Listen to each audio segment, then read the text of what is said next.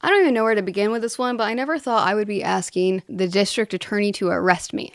But alas, welcome to small town local politics, where apparently the smaller the seats, the higher the stakes. When I wanted to run for office, I was really excited. I thought it would look like a lot of different things. I thought it would be fun. I thought it would be challenging. I thought I would learn a lot. Well, I'm in my second term. I represent one of the smallest districts. If we're really going to get into all of this, I will have to do a whole breakdown of what has transpired in these last 2 years for a criminal investigation that had no legal merit. Now you might ask what I've done, and I'm sitting here before you asking the same thing. And that's why I wrote to our DA asking him to clarify and shed some light on this matter, because I have a lot of questions and I think the public should too. So like many elected officials, I have 2 properties. Most elected officials do it because, they have a summer home and multiple places and they're loaded and can do that. As for me, I'm a single mom with 2 little girls and I run a small business. My life was always in Utica. Unfortunately, when I got divorced, I needed all the help I could get, and thankfully my parents, who were in Herkimer, 15 minutes away, were my lifeline, who could help me get my kids to school when I have to open my business by 7 a.m., but, school starts at 9 a.m. They were there to help me pick my kids up from school when they get out at 3, and my business closes at 4. Other than school and education and needing my extended family's support for free daycare, my entire life revolves around Utica, except when I moved away for 2 years to Charlotte, North Carolina, and missed Utica so much, I decided to move back. So here we are. Anybody is allowed to have multiple residences. When it comes to election law, all they ask of you is to just pick one to vote from, to serve from. And that's what I did for my Utica apartment, which there's nothing illegal with that, as we have seen with other past council members like Frank Vicera in my very district, who this district attorney then even signed off on and said, no, he's not doing anything illegal. But here I am. And they decide to run a criminal investigation for the same matter. I think their goal is to use this to claim that I am not a resident and therefore I have to vacate my seat. They're basically going to try and have a kangaroo court on the matter and waste more of the public's time and resources. More proof of this malice is ex-DA Scott McNamara on March 2023 was on WIBX saying, there's not anything illegal happening here. You can make it a political issue, but it's not a legal issue. I think it's more of a campaign issue than it is a criminal issue. I mean, for campaign purposes, obviously, if you want to say the person doesn't live in the district and therefore, they don't have the concern or whatever. But, she does have a business in the district. Right. And then they went on to help make it a political issue for my opponents. If you want to learn more, I suggest reading the letter. The link will be attached below, and it will have clickable links of all the receipts you can imagine. It also provides a brief dive into the law and statutory laws and case law. And then we combine it with election laws. You see, the best way I can explain it is for investigations to occur, there needs to be actual probable cause and legal merit. But in this situation, there wasn't. Now, of course, the DA's office doesn't want you to know that. They don't want you to know that they knew what the law was the entire time and then pursued this investigation on me during an election year, no less. At the time, I was a freshman councilwoman. I'm a business owner and a single mother to 2 little girls. I am not a lawyer.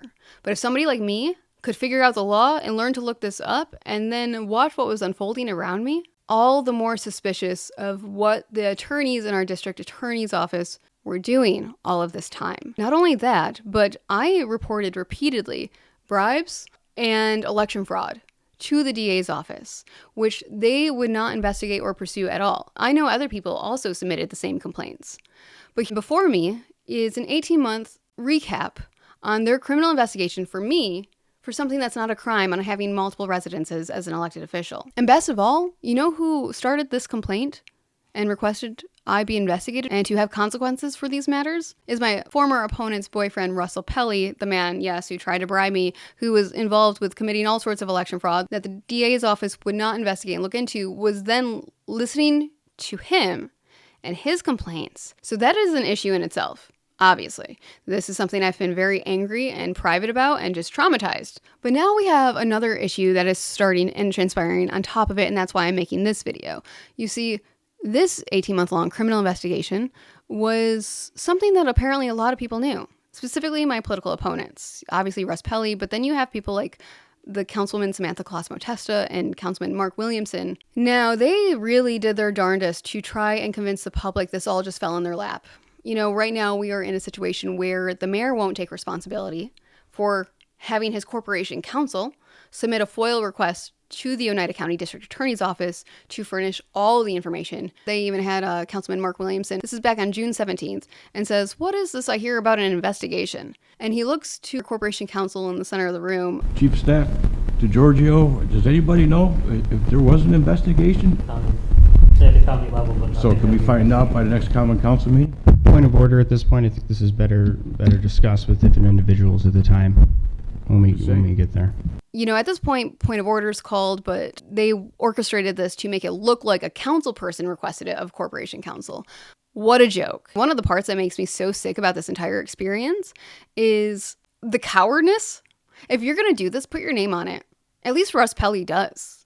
But Mayor Galimi, if you're sending your staff to do this and pursue this, don't blame the council, because the council is also over here saying it wasn't us. Whatever team huddle you had, we're all aware of it. The people aren't stupid, but it's really pathetic on top of it. If the Common Council wanted to foil this information, they could have. And, you know, I would expect a man who has been on the council for 11 going on 12 years to know that. Could have asked our own council, Judge Garamone, for help in pursuing this foil, but he didn't. And the reason I know that the mayor is behind it is because I can contrast what the Corporation Council is doing this year compared to last year. Last year, when I approached one of the Corporation Council, because, you know, they're lawyers, I respected and really appreciated the administration at the time. I thought they could kind of give me the heads up of what's really happening here. And immediately I was told by Corporation Council, said this is not a city matter. They do not represent the Common Council, and this had nothing to do with them. If I had any questions, I would have to see my representation, my counsel for the Common Council, Judge Garamone. And they were very clear that it would be unethical for them to continue talking about this or pursue any conversation further. I was told this twice at different times last year. And this was back when the Corporation Council worked for Mayor Rob Palmieri. Of course, his term expired in December 2023. So what took over as of January was our new Republican mayor, Mike Galimi. So the mayor's staff submits the FOIL on my criminal investigation that should have never happened in the first place. And instead of just getting the status, they asked for all the details. Now, what is included in this FOIL that is now made public and provided to the entire Common Council is private correspondences with my children's school, which was unlawfully subpoenaed by the DA's office. They had to notify me because of FERPA. And because of FERPA and this private information, they did give me the heads up that law enforcement does have access to this and they are allowed to request it. But what I am stunned to see is that the DA's office would now take this sensitive information protected by FERPA of my children, the classrooms they're in, the special care that they need, and release it to the council and all of the public. That's disgusting. And as we see now, it was completely coordinated with the Republicans, specifically now we have the mayor and Councilwoman Samantha Colosimo-Testa. Mark Williamson's trying to play a role, but he just keeps, missing some of those lines. They're lousy politicians, but they're even worse actors. But my biggest concern here now, and why I submitted that letter, is the conclusion basically tries to give justification to the DA's office, claiming that, Katie Aiello, yeah, she was guilty of doing this being using my Utica apartment for electoral purposes. And they claim that it was wrong. And the only reason that they can't charge me on anything is on the technicality that I never signed anything under oath. That's it.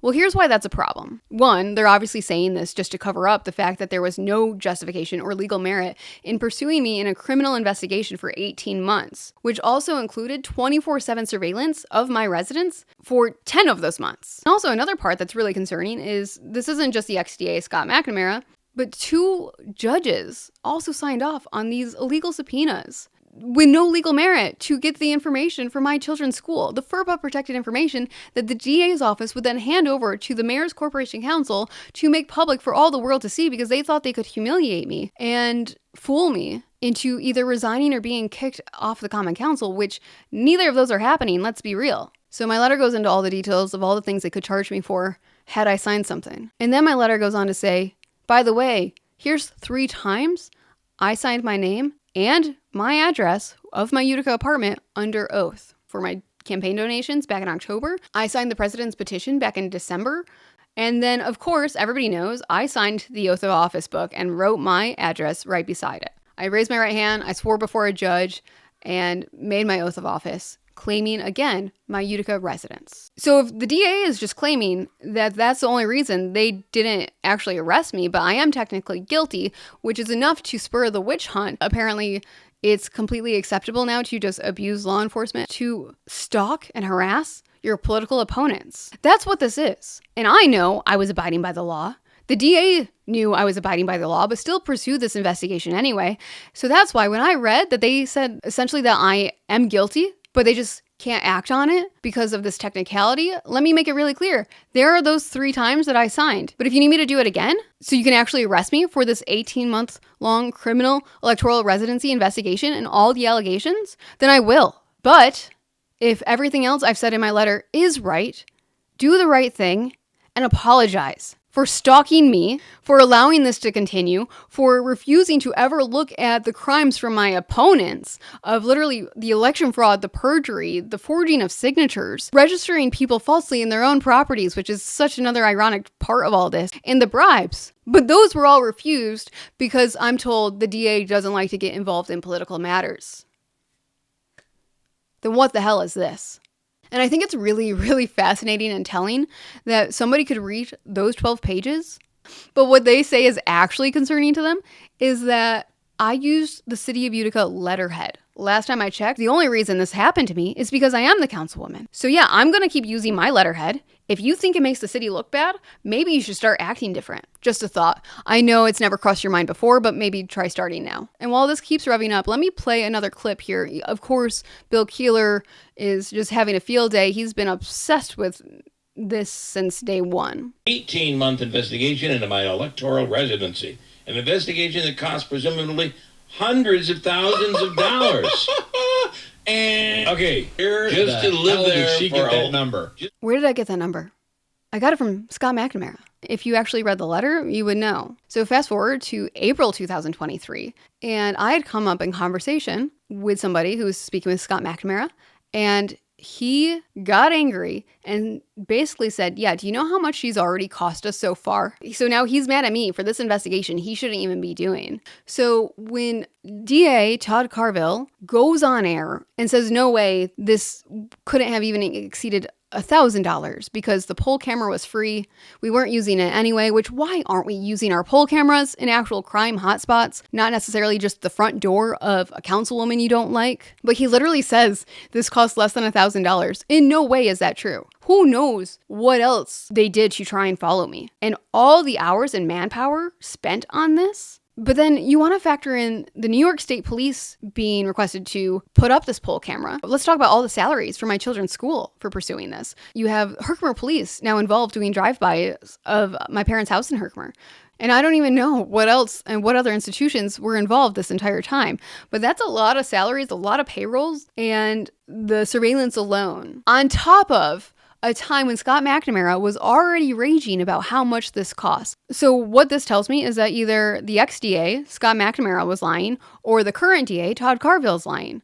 I don't know which one it is, but if somebody could let me know, that'd be great. And if we could all just stop lying, especially our law enforcement from here on out, about what actually took place here, I'd really appreciate it. And just another point of reference of why I believe it's not even a little absurd to claim that this investigation had to have cost hundreds of thousands of dollars is because remember Councilman Joe Marino when he went through that whole headbutt situation? And everybody was mad when the then mayor, Rob Palmieri, pursued an investigation on what took place there. He was quoted saying that investigation cost tens of thousands of dollars. That was a 4-week-long investigation. 4 weeks. And that cost tens of thousands of dollars. So we're taking that example. I'm taking what the ex-DA Scott McNamara had already hinted towards in April. Then you just do the math of what we're at 18 months later. So yeah, they're mad about the letterhead, and they're mad that I said this investigation never cost more than $1,000 when the ex-DA himself, Scott McNamara, did say that. So out of that whole letter, this is all Bill Keeler will talk about and report on, and it's all my colleague Samantha Colosimo-Testa will talk about. Kind of strange. I think you guys should reread it because there's actually way bigger issues here. Another layer that is making me so angry about this process, it was already traumatizing and upsetting enough what took place and what I had to do to fight for my children to get back into their school that they have the right to be at while I'm being stalked and harassed. And not just from the DA's office now, but they're empowering the very people who are making threats to me and my family. No wonder why they were so brazen the last 2 years, wasting so much time, tax dollars, and resources of their elected officials to do their political bidding. I get that there's political games. I get that politics is corrupt and sleazy, but I used to think that children were off limits. But apparently not for some of these people. That's doesn't even cross their mind. They will then get information from your child's school to then make public for all the world to see. They don't even blink twice. These are other parents. Some of these people are actually school teachers, and they still don't see anything wrong or disgusting with this. This is messed up on so many levels I can't even explain, but I just wanted to really spell it out for people why I'm asking the DA to arrest me for those electoral residency allegations, since I did sign. So if that's the case, arrest me for signing those. But if what I said is true, and everything I detailed in this 12-page letter of my understanding of the law, because every night for 18 months, I had to go home traumatized, wondering, am I going to be arrested? Do I have to get my affairs in order if something happens to me, and I have to make sure my kids are taken care of, and that my parents are equipped and ready to handle that? How am I going to run my business if they are actually arresting me and something serious does happen from this? Because at the time, I also really couldn't figure out what they would actually charged me with, because what I was looking at and what other lawyers were looking at just didn't make sense. We thought maybe there's something bigger up their sleeve, but then turns out there's not. Turns out they followed me for 18 months just in case I ever filed a forged instrument. What?